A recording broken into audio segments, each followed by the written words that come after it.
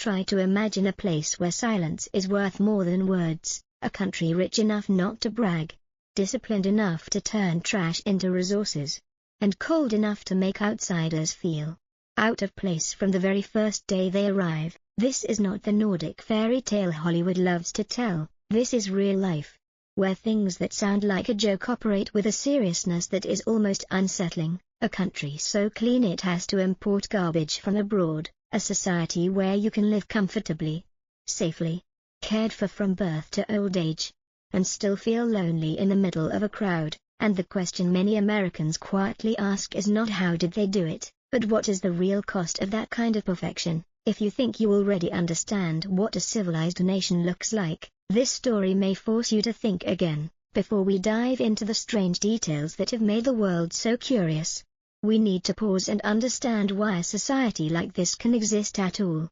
Sweden did not become orderly and efficient by luck or endless natural wealth. Much of its land is forest, lakes, and cold, unforgiving terrain, where survival once depended on people relying on one another. For centuries, the harsh climate taught Swedes a simple but strict lesson: if each person does not do their part, the whole community pays the price. From that reality, a unique social mindset took shape. In Sweden, the law is not something to fear, but something to trust. People believe the system exists for the common good, and once that trust is established, they follow the rules willingly. This is why you rarely see pushing, arguing, or showing off. Silence is not a lack of emotion. It is a form of respect for personal boundaries. Beneath that quiet surface is a welfare state that runs with near machine precision. Taxes are high, but in return come education, healthcare, transportation, and social security so reliable that most people no longer fear life's sudden shocks. When basic anxieties are removed, society can focus on efficiency, creativity, and long-term discipline. It is this mix of harsh nature, trust in institutions, and a culture of self-restraint that forms the foundation for everything we are about to see. From how they handle waste, to how they consume, communicate, and live day to day. Once you understand this foundation, the things that seem strange at first begin to make sense. Once you step into everyday life in Sweden, the first thing that confuses many Americans is not the cold, but the silence. On a packed subway during rush hour, dozens of people stand shoulder to shoulder, yet almost no one speaks. No staring, no pushing, no need to prove you exist. For cultures used to openness and constant interaction, that silence can feel cold or distant. In reality, it follows an unspoken social rule. In Sweden, respect for personal space ranks as high as basic politeness. Speaking too loudly, asking overly personal questions, or inserting yourself into someone else's life is seen as intrusive, not friendly.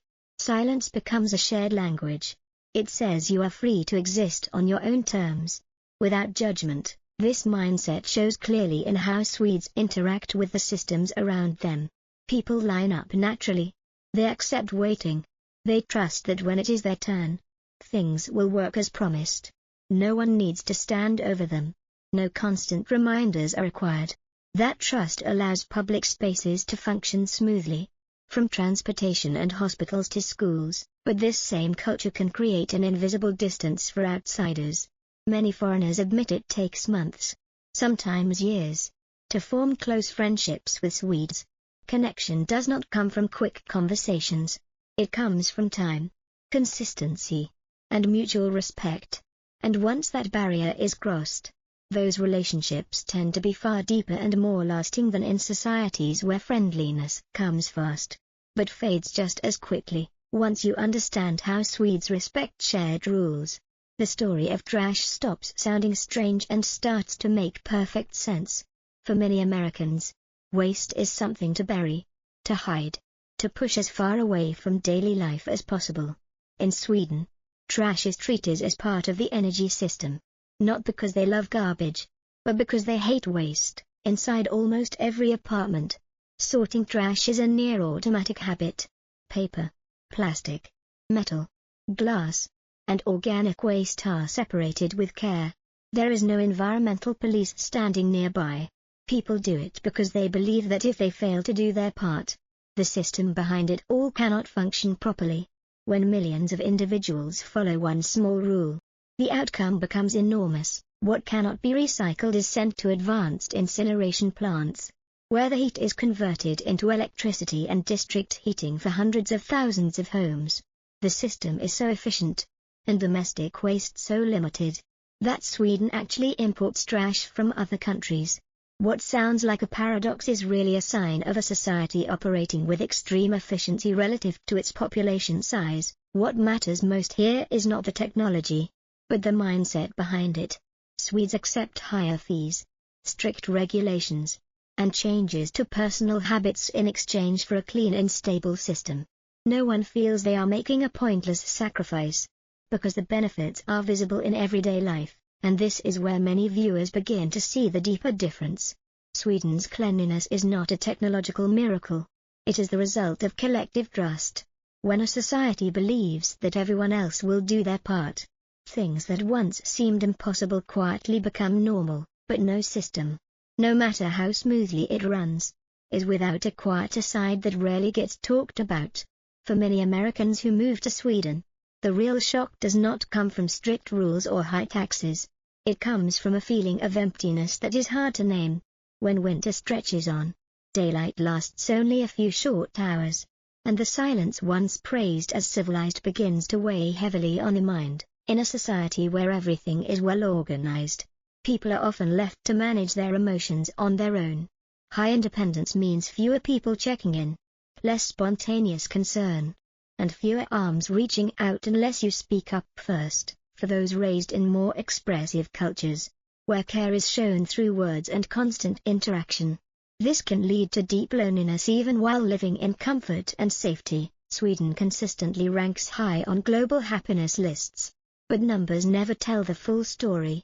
Seasonal depression, the isolation felt by immigrants, and long stretches of social distance are openly discussed inside the country itself. Happiness here does not look loud or joyful.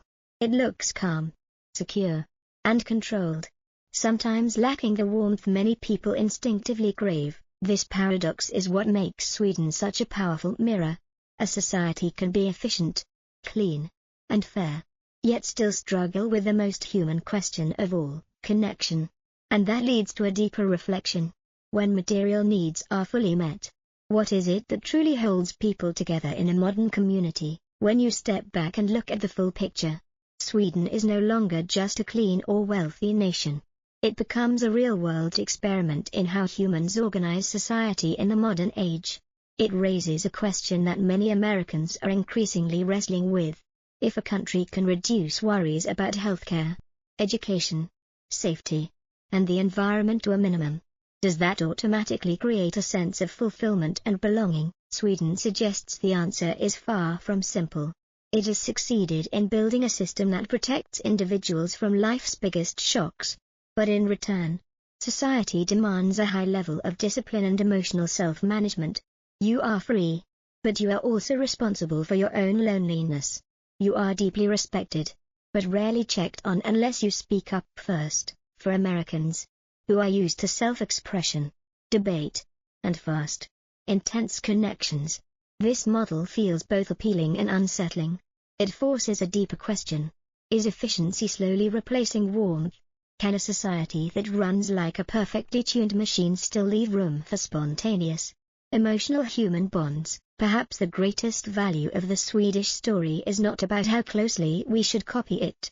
It is about how clearly it forces us to confront our own priorities, between safety and freedom, between order and closeness, between a flawless system and a deeply human community. What would you choose? And if a trade-off is unavoidable, what price are you truly willing to pay? And perhaps that is the real reason this story is worth sitting with a little longer. Sweden is not a blueprint to copy, but a mirror that clearly reflects the choices modern societies are being forced to make. When you see a country where waste becomes energy, laws are followed almost instinctively, and people live safely inside a solid system, you also see questions that still have no complete answers. History reminds us that no model fits every culture. What works in Sweden was built over centuries of social discipline, institutional trust, and a collective willingness to trade some individual comfort for the common good. Place that same model into a society with a different history, psychology, and set of expectations, and the outcome could be entirely different.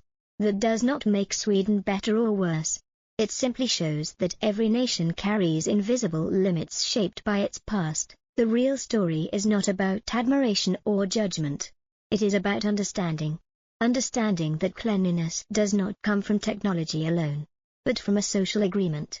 That happiness is not only about safety, but also about connection. And that every society, no matter how wealthy, is constantly negotiating between efficiency and humanity. As this video comes to a close, what should linger is not the image of a perfect or distant country, but an open question. If you had the chance to redesign the society you live in, what would you place first? A system that never fails?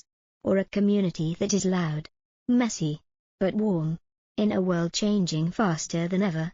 That choice may say more about us than we realize.